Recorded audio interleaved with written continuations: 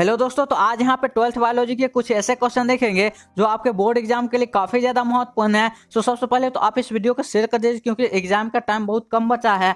और देखिए, इसमें जितना भी अभी हम क्वेश्चन बता रहे हैं सेम आपके बोर्ड एग्जाम में इसी तरह के क्वेश्चन आ सकते हैं। तो आप लोग क्या करिए, यहाँ पे जितना भी हम क्वेश्चन बताएंगे सभी क्वेश्चन को अच्छे से याद करते हुए चलिए। तो देखिए, यहाँ पे हम फर्स्ट क्वेश्चन स्टार्ट करते हैं। उससे पहले अभी तक आप लोग इस चैनल को सब्सक्राइब नहीं किए हैं तो चैनल को सब्सक्राइब कर ले और यहाँ पे बेल आइकन दबा दे, ताकि क्या हो कि अभी जितना भी आंसर किया आएगा फिर वो सब तो उसका नोटिफिकेशन आपको मिलता रहे। तो यहाँ पे फर्स्ट क्वेश्चन में दिया है कि नाशपाती का वैज्ञानिक नाम या वनस्पति का नाम क्या है। तो नाशपाती का वैज्ञानिक यहाँ पे पायरस कम्युनिस होता है। क्या होता है पायरस कम्युनिस? तो फर्स्ट का राइट आंसर ऑप्शन ए हो जाएगा। अब सेकेंड नंबर क्वेश्चन देखते हैं। इसमें है कि मुकुलन द्वारा जनन निम्नलिखित में किस में होता है। मुकुलन द्वारा जनन निम्नलिखित में किस में होता है? तो ईस्ट और हाइड्रा दोनों में होता है। तो इसका राइट आंसर ऑप्शन सी से हो जाएगा। अब यहाँ पे 3 नंबर क्वेश्चन देते हैं। इसमें है परकन द्वारा कायिक प्रवर्धन किस में होता है। परकन द्वारा कायिक प्रवर्धन यहाँ पे अदरक और हल्दी दोनों में होता है। तो इसका राइट आंसर ऑप्शन डी से हो जाएगा। अब 4 नंबर क्वेश्चन में दिया है सल्क कंद का निम्नलिखित में कौन उदाहरण है। सल्क कंद का निम्नलिखित में कौन उदाहरण? तो ये प्याज जो होता है ये सल्क कंद का उदाहरण होता है। तो 4 का राइट आंसर ऑप्शन सी से हो जाएगा। अब यहाँ पे 5 नंबर क्वेश्चन की बात करें तो इसमें है आवृत्ति बीजी में किस प्रकार का भ्रूणपोष पाया जाता है। आवृत्ति बीजी में किस प्रकार का भ्रूणपोष पाया जाता है? तो इसमें पाया जाता है यहाँ पे त्रिगुणित पाया जाता है। त्रिगुणित भ्रूणपोष पाया जाता है। इसका राइट आंसर ऑप्शन सी हो जाएगा। अब 6 नंबर क्वेश्चन में दिया है यहाँ पे पराग पिंड निम्नलिखित में किस में पाया जाता है। पराग पिंड जो होता है वो इसमें से किस में पाया जाता है? मदार, मटर, चना या घास। तो बताइए इसमें यहाँ पे जो है मदार में क्या पाया जाता है? पराग पिंड पाया जाता है। तो 6 का राइट आंसर ऑप्शन ए से हो जाएगा। अब 7 नंबर क्वेश्चन की बात करें। इसमें है कि निम्नलिखित में कौन पार्थेनोकार्पिक फल है। निम्नलिखित में कौन पार्थेनोकार्पिक फल है? तो इसका यहाँ पे 7 का राइट आंसर ऑप्शन सी से हो जाएगा। यहाँ पे केला यहाँ पे कौन सा फल होता है? तो पार्थेनोकार्पिक फल होता है। अब 8 नंबर क्वेश्चन में दिया है स्तन ग्रंथि या निम्नलिखित में किस ग्रंथि का रूपांतरण है। तो ये श्वेत ग्रंथि का यहाँ पे रूपांतरण है। तो 8 का राइट आंसर ऑप्शन सी से हो जाएगा। अब 9 नंबर क्वेश्चन है कि हीमोकोरियल अप्रव निम्नलिखित में किस में पाया जाता है। हीमोकोरियल प्लेसेंटा होता है, ये किस में पाया जाता है? तो यहाँ पे मनुष्य में पाया जाता है। तो 9 का राइट आंसर ऑप्शन बी से हो जाएगा। अब 10 नंबर क्वेश्चन है कि भ्रूण में आनुवांशिक विकार के अध्ययन के लिए निम्नलिखित में कौन सा परीक्षण इस्तेमाल होता है। तो एमनीवेंसेंटेसिस। क्या होता है यहाँ पे? एमनीवेंसेंटेसिस यहाँ पे यूज होता है। तो 10 का राइट आंसर ऑप्शन सी से हो जाएगा। अब 11 नंबर क्वेश्चन देखते हैं। अमर बेल क्या है। तो अमर बेल आप लोग देखते हैं व्हाइट होता है और वो क्या होता है जब कोई वृक्ष पे दिया रहता है तो उस पर यहाँ पे पूरा वो फैल जाता है। तो ये किसके कारण फैलता है? तो ये होता है मूल परजीवी हो गया और पूर्ण तना परजीवी, यानी जो तना पर ये रहता है उसी से क्या करता है ये सारा चीज अपना प्राप्त करता है भोजन आहार। तो इसका राइट आंसर ऑप्शन डी से हो जाएगा। अब यहाँ पे देखते हैं 12 नंबर क्वेश्चन। इसमें जलीय पौधे का निम्नलिखित में कौन उदाहरण है। हाइड्रोफाइट से यहाँ पे पौधा जो होता है वो इसमें कौन सा है? तो इसका यहाँ पे 12 का राइट आंसर ऑप्शन डी से हो जाएगा। कमल, हाइड्रिला, ट्रापा, ये तीनों क्या होता है? जलीय पौधा होता है। तो इसका राइट आंसर ऑप्शन डी से हो जाएगा। अब यहाँ पे 13 नंबर क्वेश्चन रहता है। इसमें है कि उत्परिवर्तन निम्नलिखित में किसके द्वारा प्रेरित कराया जाता है। अब उत्परिवर्तन निम्नलिखित में किसके द्वारा परिवर्तन कराया जाता है? तो गामा विकिरण के द्वारा। 13 का राइट आंसर ऑप्शन ए से हो जाएगा। अब 14 नंबर है मानवों में रुधिर एबीओ के लिए कितने जीन जिम्मेवार है। अब मानवों में जो रुधिर है एबीओ तो इसके लिए कितने जीन जिम्मेवार है? तो यहाँ पे इसका हो जाएगा 3 जीन। तो 14 का राइट आंसर ऑप्शन सी से हो जाएगा। अब 15 नंबर क्वेश्चन है कि बीडीएनए में 2 न्यूक्लियोटाइड के बीच कितनी दूरी होती है। बीडीएनए में यहाँ पे 2 न्यूक्लियोटाइड है तो उसके बीच कितनी दूरी होती है? तो यहाँ पे उसके बीच दूरी होता है वो 3.4 एंगस्ट्रम।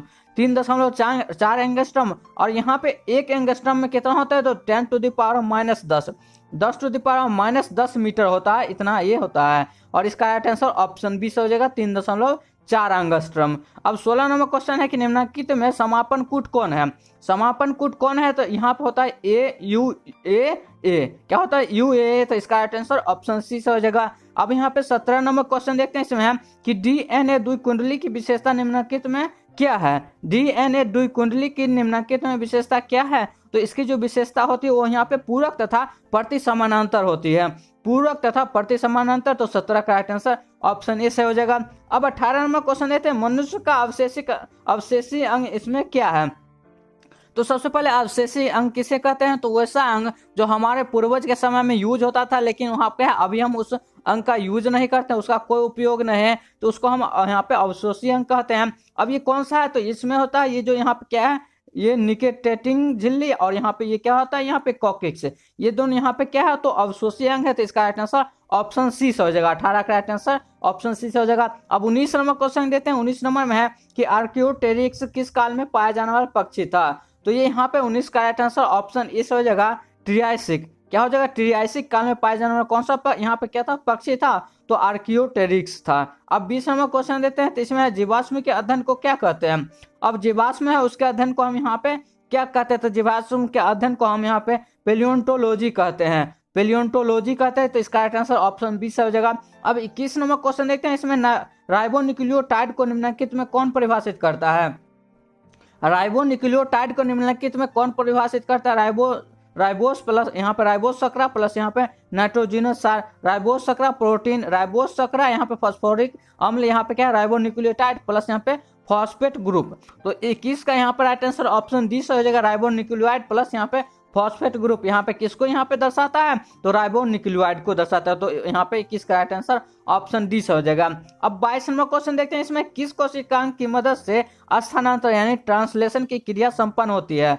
तो ये जो यहाँ पे ट्रांसलेशन की क्रिया यहाँ पे करना है, तो ये किसके द्वारा संपन्न होता है, तो राइबोसोम के द्वारा संपन्न होता है। तो 22 का राइट आंसर ऑप्शन बी से हो जाएगा। अब 23 नंबर क्वेश्चन देखते हैं। ह्यूमोरल और संक्रमणता किससे संबंधित है। ह्यूमोरल और संक्रमणता किससे संबंधित है, तो ये यहाँ पे बीटा यानी बी कोशिकाएं से संबंधित है। तो 23 का राइट आंसर ऑप्शन बी से हो जाएगा, बी कोशिकाएं है। अब 24 नंबर है, टाइफॉइड बीमारी का निम्नलिखित में कौन रोगजनक है। अब जो यहाँ पे टाइफॉइड बीमारी होता है, टाइफॉइड एक तरह का बुखार होता है जो यहाँ पे भयानक बुखार। अब ये जो किसके कारण होता है, ये जो टाइफॉइड बीमारी है ये किसके कारण होता है, तो यहाँ पे ये होता है साल्मोनेला टाइफी। क्या होता है, साल्मोनेला टाइफी। तो इसका राइट आंसर ऑप्शन सी से हो जाएगा। अब 25 नंबर क्वेश्चन देते हैं। तो इसमें है केचुआ, फफूंद, गोबर, बीटल तथा मृदा माइट्स आदि में क्या समानता है। ये केचुआ है, फफूंद हो गया, गोबर हो गया, बीटल तथा ये मृदा माइट्स आदि में क्या समानता है, तो ये सभी जो है ये क्या है, डेट्रिटोबोरस है। क्या है, डेट्रिटोबोरस है। तो 25 का राइट आंसर ऑप्शन डी से हो जाएगा। अब यहाँ पे 26 नंबर है, गिर वन किसके लिए विख्यात है। गिर वन किसके लिए विख्यात है, तो ये यहाँ पे गिर जो वन है ये यहाँ पे शेर के लिए विख्यात है, लायंस के लिए विख्यात है। तो यहाँ पे 26 का राइट आंसर ऑप्शन डी से हो जाएगा। अब यहाँ पे 27 नंबर क्वेश्चन है, एक पारितंत्र में आहार श्रृंखला कितने प्रकार की होती है। एक पारितंत्र में आहार श्रृंखला कितने प्रकार की होती है, तो यहाँ पे ग्रेजिंग और ये जो डेट्रिटस है इस दोनों प्रकार के होते हैं। तो इसका राइट आंसर ऑप्शन सी से हो जाएगा। अब 28 नंबर में निम्नलिखित में कौन सा जंतु विलुप्त हो गया है। देखिए सफेद मोर, डोडो, हिरन, बाघ। तो देखिए डोडो जो है ये क्या हो यहाँ पे विलुप्त हो गया है, और सभी विलुप्त प्राणियों को किस में रखा जाता है, रेड डाटा पुस्तक में एक यहाँ पे रखा जाता है उसका डाटा।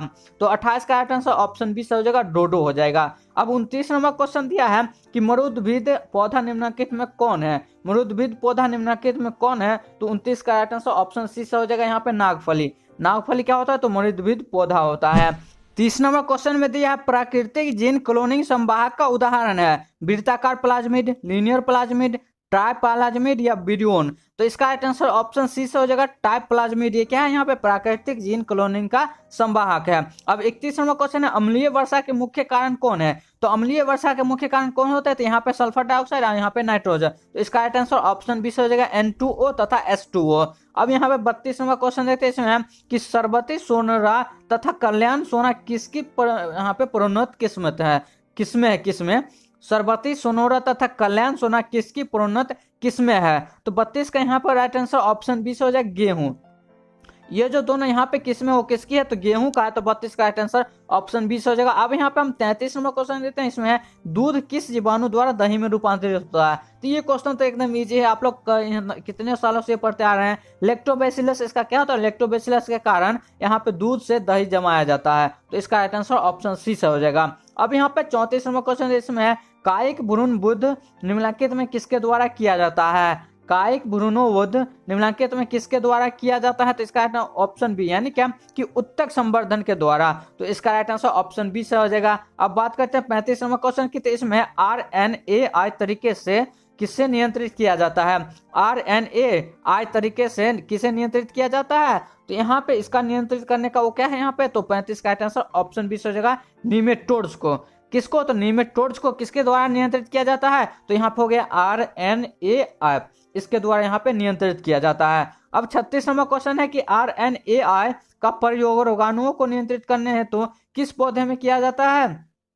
तो वो यहाँ पे क्या है, RNAi है ना, तो इसको यहाँ पे इसका प्रयोग रोगाणुओं को नियंत्रित करने के लिए किस पौधे में किया जाता है? तो उस पौधे यहाँ पे हम तंबाकू में यहाँ पे रोगाणुओं से नियंत्रित करने के लिए हम क्या करते हैं, यहाँ पे RNAi का प्रयोग करते हैं। तो इसका राइट आंसर ऑप्शन ए हो जाएगा। अब 37 नंबर क्वेश्चन देते हैं। 37 नंबर में है कि कराई IAB किसे नियंत्रित करता है? कराई IAB किसे नियंत्रित करता है? तो वो यहाँ पे कपास के कीटों को नियंत्रित करता है। कपास में जो कीटों लगते हैं उसको नियंत्रित करने यहाँ क्या है, तो ये यहाँ पे IAB कराई IAB नियंत्रित करता है। अब 38 नंबर क्वेश्चन है, मृदा में नाइट्रोजन स्थिरीकरण है तो हम किसका प्रयोग करते हैं? अब मृदा में नाइट्रोजन को स्थिरीकरण करने के लिए हम यहाँ पे किसका प्रयोग करते हैं? ये है, तो यहाँ पे नील हरित बैक्टीरिया का प्रयोग करते हैं। नील हरित बैक्टीरिया कारण क्या मृदा में नाइट्रोजन का स्थिरीकरण होता है। तो 38 का राइट आंसर ऑप्शन ए हो जाएगा। अब यहाँ पे 39 नंबर क्वेश्चन है, इसमें ट्रांसजेनिक मूसो यानी चूहों का प्रयोग किसके लिए किया यहाँ पे कर सकते हैं? तो चूहों का प्रयोग आप लोग जानते होंगे क्या किया जाता है इसमें। तो सबसे पहले अगर वहां पर चूहा को वैक्सीन की सुरक्षात्मक जांच के लिए, उर्वरक की क्षमता के प्रभाव है, तो प्रतिजैविक की खुराक है, तो इस सभी के लिए हम चूहा का उपयोग करते हैं, जिससे पता लगता है इसका कोई साइड इफेक्ट, वैक्सीन का साइड इफेक्ट नहीं है, या उर्वरक अच्छे से काम कर रहा है, प्रतिजैविक जो है वो यहाँ पे क्या है, ये प्रतिजैविक ये अच्छा से काम कर रहा है या नहीं। तो 39 का आंसर ऑप्शन डी हो जाएगा। अब यहाँ पे देखते हैं लास्ट क्वेश्चन 40 नंबर, इसमें है कि रेस्ट्रिक्शन एंजाइम जाने जाते हैं। रेस्ट्रिक्शन एंजाइम किसके लिए जाना जाता है? तो आणविक कैंची के रूप में जाने जाते हैं। तो 40 का राइट आंसर ऑप्शन बी से हो जाएगा। अब देखिए इसमें हम टोटल 40 क्वेश्चन देखिए, ये सभी 40 क्वेश्चन आपके लिए सिलेक्टिव 40 क्वेश्चन था, जो आपके बोर्ड एग्जाम में आने की काफी ज्यादा संभावना थे। तो सो आप लोगों को क्या करना, अभी इस वीडियो को लाइक कर दीजिए और हमारे चैनल को सब्सक्राइब करके रख दीजिए। तो अब हम फिर मिलते हैं अगले वीडियो में, तब तक के लिए बाय बाय।